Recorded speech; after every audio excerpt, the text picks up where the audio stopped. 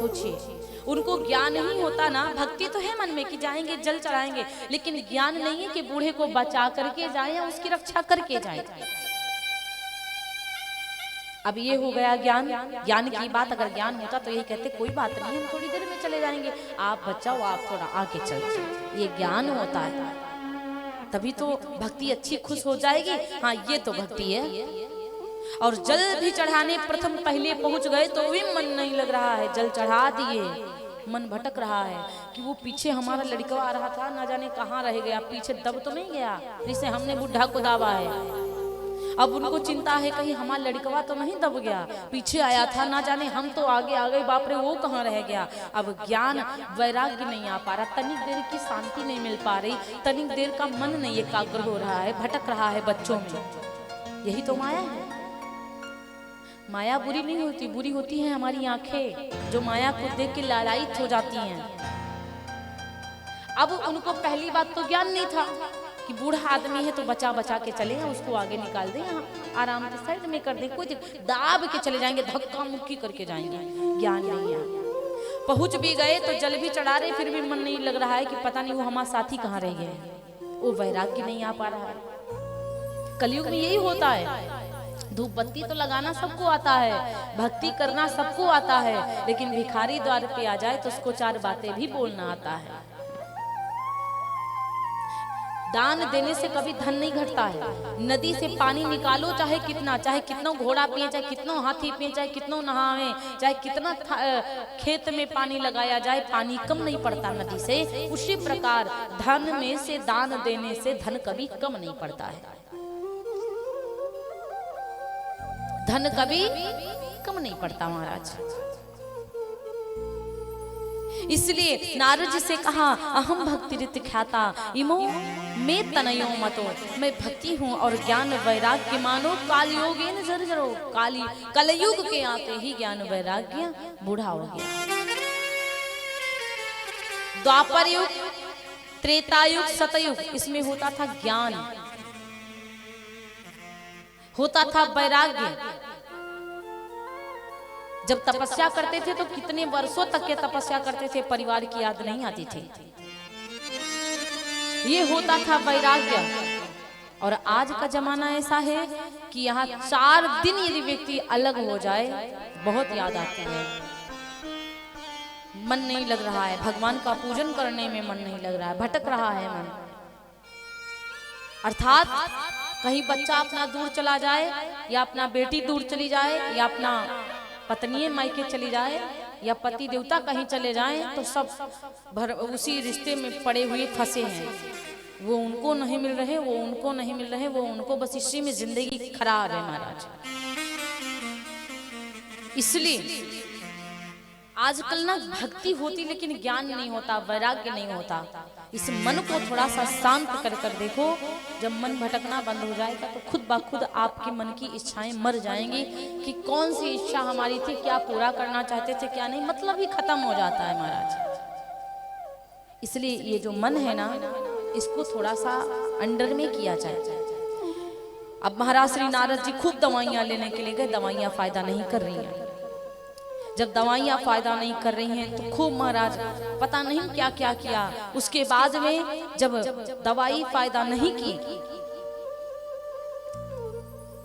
तो संत महाराज आए।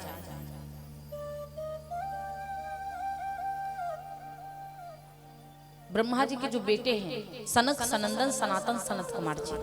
अब नारद संत है, बहुत सारे धनवंतरी जी से दवाई लेके आए, पता नहीं कहाँ कहाँ से जड़ी बूटियां लेके आए। अभी आप लोग बैठे हो, ये 2 दिन बाद आपको लगे कि हमारे हाथों में थोड़ा थोड़ा झुर्रियां टाइप में पड़ने लगी हैं, तो क्या करोगे? क्या करोगे? दवाई लेके आओगे, डॉक्टर को बताओगे कि अभी हम 30 साल के हैं और हाथन में झुर्रियां आने लगी, इसका मतलब क्या है? तो डॉक्टर अपने हिसाब से दवाइयां देगा, लेकिन आपको बीमारी कोई और लगी है,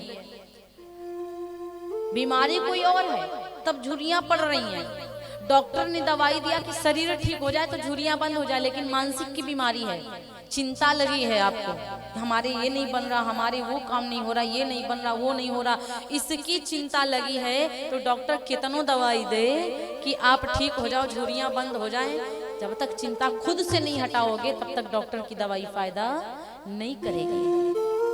तो वहां पर जड़ी बूटियों की आवश्यकता नहीं थी, वहां पे किसी और चीज की आवश्यकता थी। नारद जी समझ नहीं पा रहे थे। नारद जी बहुत सारी दवाइयां लेके आए, कोई फायदा नहीं हुआ। और जब कोई फायदा नहीं होता है तो कहा जाता है कि सनक सनंदन सनातन सनत कुमार जी महाराज है, उन्होंने कहा यदि ज्ञान वैराग्य को इस कलयुग में जमान करना चाहते हो तो श्रीमद् भागवत महापुराण का ज्ञान दो इन्हें, श्रीमद् भागवत महापुराण श्रवण कराओ, साप्ताहिक भागवत सुनाओ, तब जाकर के कलयुग में ज्ञान और वैराग्य जवान होंगे। क्योंकि कहा जाता सठ सुधर ही सत संगति पाई, सठ सुधर ही सत संगति पाई, सत सुधर ही सत संगति पाई, सठ सुधर ही सत संगति पाई, सठ सुधर ही सत संगति पाई, सठ सुधर ही सत संगति पाई, पारस परस धातु सुहाई, पारस परस धातु सुहाई।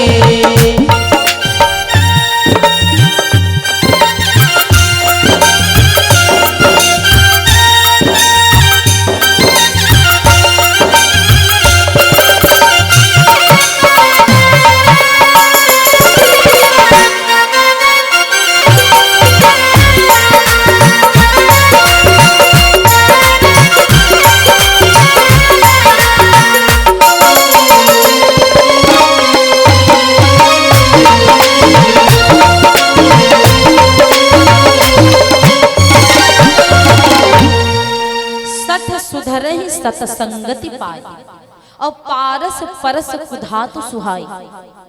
मूर्ख से मूर्ख व्यक्ति सत्संग पाकर सुधर जाता है। सत्संग में आकर बैठ जाए ना तो जिस प्रकार से पारस मणि के छुआने से लोहा सोना बन जाता, उसी तरह से जो कभी भगवान की पूजा नहीं करते, कभी कथा नहीं सुनते, वो कथा में आकर कथा को श्रवण करने लग जाएंगे। इसलिए महाराज कथा में आना चाहिए। अब भागवत सुनाने की बात करी, नारद जी ने कहा अच्छा इनको दवाई फायदा नहीं करेगी ज्ञान वैरागी को, एक काम करो भागवत श्रवण कराओ। अब भागवत सुनाना प्रारंभ किया और जब भागवत सुनाना प्रारंभ करते हैं तो साप्ताहिक भागवत करी 7 दिन की। अब देखिए नारद जी को क्या फायदा था, ये सब करने से कोई फायदा था दवाई किसी के लिए, लेकिन संत हैं और संत होता है संत सही दुख परहित लागी, ओ पर दुख हेतु असंग असंता भागी, पर दुख हेतु असंता भागी। संत अपना दुख नहीं देखता है, पराइयों का दुख देखता है। परहित के लिए बेचारा संत जो होता खुद दुख में आ जाता है, लेकिन किसी को परेशान नहीं करता और सबकी भलाई सोचता है। ये होते हैं संत। इसीलिए कहते हैं संतन के संग लागिरे तोरी अच्छी बनेगी। अब कथा भागवत श्रवण कराई और जब भागवत जी साप्ताहिक भागवत जी सुनाई तब जाकर के इनका जीवन धन्य हुआ, ज्ञान वैराग्य जवान हुए। जो मूर्ख प्रवृत्ति के लोग होते 2-4 दिन लगातार कथा सुने तो थोड़ा सा शैतानी कम हो जाएगी, सोचेंगे अरे कोई फायदा तो है नहीं है करने से। जब इंसान के जीवन में ये चीज बैठ जाएगी, ये हम कर तो रहे हैं लेकिन ये करने से मेरा फायदा क्या है, बताओ। हम ये कर तो रहे हैं, इस रास्ते पे चल तो रहे हैं, लेकिन इस रास्ते पे चलने से मेरा फायदा हो रहा है कि नुकसान हो रहा है? मेरा कोई फायदा हो, अब भाई हम भी स्वार्थ देखेंगे ना, दुनिया स्वार्थ देखती है, सोचना चाहिए स्वार्थ भगवान भी देखता है। मैं इस रास्ते पे जा तो रहा हूं, मेरा कोई फायदा हो रहा है कि नुकसान हो रहा है मेरा? प्लस बिगड़ सब रहा है। तो जब तक आपको पता नहीं, खुद से जब तक दिल से नहीं सोचे, दुनिया वाले कुछ भी कहें कि तुम ये ना करो तो नहीं समझोगे। जब तक खुद से नहीं सोचोगे कि हमें ये नहीं करना चाहिए, तब तक तुम खुद सुधर नहीं सकते। अगर सुधरना है तो खुद को समझाओ। अगर खुद हम समझ गए तो दुनिया वालों को समझाने की जरूरत नहीं पड़ेगी, हम खुद सही रास्ते पे आ जाएंगे। अगर हम खुद सही नहीं होना चाहते हैं तो 4 लोग हमारे पीछे घूमे कि तुम ये करो ये करो ये करो, हम नहीं शुद्ध हो सकते। इसलिए महाराज जब तक कथा में नहीं आओगे, कथा में बैठ करके कुछ चीजें खुद से समझ नहीं पाओगे, खुद से नहीं हृदय में उतारोगे कि हाँ हम ये गलत करें कि सही करें, तब तक 4 लोग समझाएंगे समझोगे। लेकिन भागवत जी में इतनी शक्ति है, भागवत जी में इतना पावर है कि अगर यहाँ से जो बताया जाएगा तो पक्का 100% फर्क तो पड़ेगा, अब बहुत बड़ा फर्क पड़ेगा। नारद जी, नारम ज्ञानम ददाति इति नारदः, जो ज्ञान को दे वो नारद है। और नारम अज्ञान खंड, नारद अज्ञान दाति खंडयाति इति नारदा, जो अज्ञान को खंडित कर दे वो नारद है। और नारम ज्ञानम ददाति इति नारदा, जो ज्ञान को दे वो नारद है, जो अज्ञान को खंडित करे वो नारद है। नारदो देव दर्शना, नारद जी जिसको दर्शन देते हैं, जिससे मिलते हैं, उसको देव भगवान के दर्शन अवश्य होते हैं। समझ रहे हो? नारद जी जिसको जिसको मिले उसको भगवान के दर्शन हुए। ध्रुव जी को मिले ध्रुव जी को हुए, प्रहलाद जी को मिले तो प्रहलाद जी को हुए। नारद जी जिसको जिसको मिलते हैं उसका कल्याण ही होता है। इसलिए महाराज आज भागवत जी श्रवण कराए, और भागवत जी श्रवण कराते हैं तो ज्ञान वैराग्य जवान हुए। बिनु सत्संग विवेक ना होई, और बिनु सत्संग न हरि कथा, और तेह बिनु मोहन ना भाग। और मोह गए बिन राम पद, होई न दृढ़ अनुराग। जब तक मोह दिल से नहीं जाएगा तब तक भगवान के चरणों में प्रेम नहीं हो पाएगा। और जिस दिन मोह खत्म हो जाएगा उस दिन भगवान से प्रेम हो जाएगा कि भगवान मैं जानता हूँ कि चोरी कर रहा हूँ, मेरे परिवार वाले खा रहे हैं, लेकिन काम ये नहीं देंगे, भुगतना तो हमको ही पड़ेगा। अब एक लड़का खूब चोरी कर करके घर को धन दौलत लाता है, परिवार वाले बड़े प्रसन्न हैं, बहुत बढ़िया बेटा, बहुत सुंदर, बहुत अच्छा, बहुत खुश हैं परिवार वाले, बहुत सुंदर, बहुत मानते हैं इसको। कहते हैं बेटा तुम नहीं रहोगे तो मैं कैसे रहूंगा, तुम्हारे बिना मेरे प्राण चले जाएंगे, बहुत कुछ कहते हैं। बच्चे को लगता है कि हमारे परिवार वाले हमारे बिना एक पल नहीं रह सकते। बच्चे को लगता कि हमारे परिवार वाले ना हमारे बिना एक पल नहीं रह सकते। और परिवार वालों के प्रति इतना उस बच्चे को विश्वास है, वो बच्चा सोच रहा है कि यदि हमें कुछ हो गया तो मेरे परिवार वाले मर जाएंगे। उसकी मातारी कहती बेटा तुम हो हमारी जान, और तुम्हें कुछ भी हो गया तो मैं पहले मर जाऊंगी। एक बार संत जी आए, संत जी ने कहा ये चोरी किसके लिए करते हो बेटा?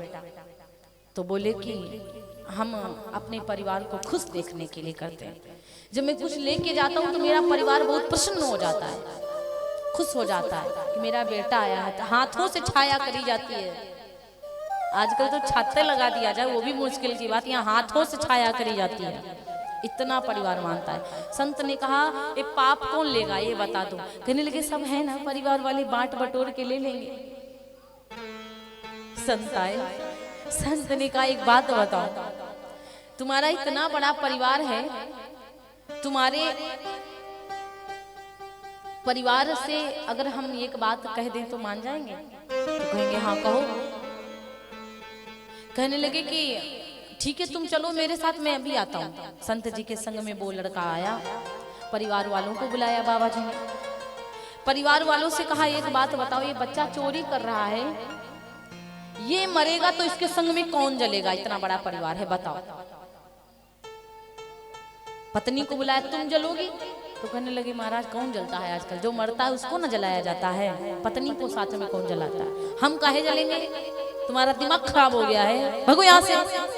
बाबा नहीं बोले। अब बोले माता को बुलाए, तुम यहाँ आओ। और जब माता को बुलाए तुम यहाँ आओ, तो कहने लगे बेटा तुम्हारा चोरी कर रहा है, ये मरेगा तो साथ में जलोगी कि नहीं जलोगी? मातारी ने कहा तुम्हारा दिमाग खराब हो गया है, ये मरेगा हम काहे जलेंगे साथ में, यही को न जलाएंगे? तो कहा अच्छा। सारे लोगों से पूछा, सबने जवाब दिया हमारे मरने से, इसके मरने से इतना, हम मरेंगे तो हम जलाए जाएंगे, ये मरेगा तो ये जलाया जाएगा। तो कहने लगे ये जो चोरी कर रहा है इसके पाप कौन लेगा? मरने के बाद संग जाओगे तो पाप तभी ना बांटोगे भाई, साथ में मरोगे तभी वहां पाप बटेंगे। और तुम वो मर के चला जाए तो उसके पाप पूरे उसी के ऊपर रहेंगे, तुम तो जिंदा के जिंदा यहाँ बैठे ही। गामल घर वालों ने कहा एक बात बताएं, जो चोरी करता है पाप वही लेता है, जो गलत करता पाप वही लेता है। तो लड़का तुरंत बीच में बोल पड़ा, अम्मा तुम तो कह रही थी भैया तुम हमारा जान हो, तुमको कुछ होगा तो हमको होना, हमको हो जाए तुमको कुछ ना हो, तो अम्मा केवल झूठा ही कह देती हो कि हाँ हम मर जीवे सकते, हम जल जेबे। अब महतारी कहने भैया कहावत है ये तो कहावत है, कही जाती है कि हम तुम्हारे साथ मर जाएंगे, तुम जलोगे तो हम जल जाएंगे, लेकिन भैया सचमुच कहे तो हम जलना पाइबे। अब साफ साफ घर वाले मन मुकर गए ना, बात को हटा दिए, कहने लगे हम ऐसा नहीं कर पाएंगे, कुछ भी हो जाए। लड़के को समझ आ गया तो कहावत है कि हम तुम्हारे बिना नहीं रह सकते, ये तो कही बात है कि हम तुम्हारे लिए नहीं, तुम्हारे बिना जी नहीं सकते, तुम मरोगे संग संग हम हूँ मरेंगे। ये सब तो केवल बातें हैं, लेकिन सत्यता को इंसान जानने के बावजूद नहीं पहचान पा रहा। एक बात सोचो, बिस्तर पे लेटो और आपको सपना आ जाए कि हम डूबे जा रहे हैं, तो परिवार वाले पास में लेटे होंगे फिर भी तुमको निकाल नहीं पाएंगे। जो सपना में तुम असलियत, तुमको तो लगेगा हम डूबे जा रहे हैं और सबको जगाओगे छोटू ए पापा पापा आओ, लेकिन मुंह से आवाज नहीं निकलेगी, तुमको लग रहा हम डूबे, पापा लेटे हैं आराम से, कोनो फर्क पड़ रहा है पापा को? नहीं, तुम डूबो चाहे मरो। और केवल आपको तभी इंसान उस जल से बाहर निकाल सकता जब पापा तुमका जगा दिए, भैया क्या बात है, तब एकदम पानी से बिस्तर पे आ जाओगे। हम तो बिस्तरवा पे लेटे हैं, हमको तो लग रहा था हम डूबे जा रहे हैं। तो यही असलियत है। अभी तुम लोग, हम लोग सोते हैं, अभी सब सो रहे हैं, सबको पता है कि असलियत में ये सब कुछ नहीं है मेरा, सबको पता है आप भी मेरे नहीं हो,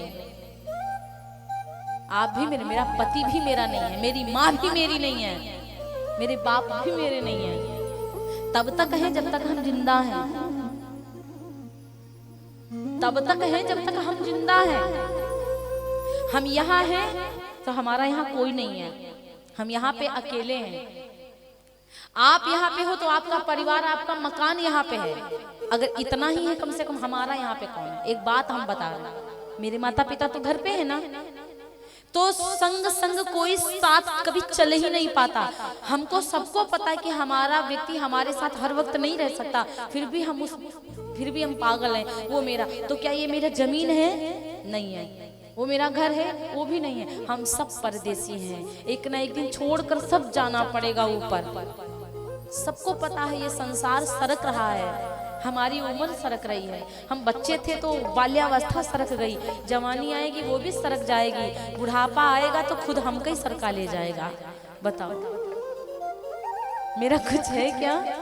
मेरा कुछ भी नहीं है, ना मेरा ना तेरा, इसलिए कहते भजन करो थोड़ा थोड़ा।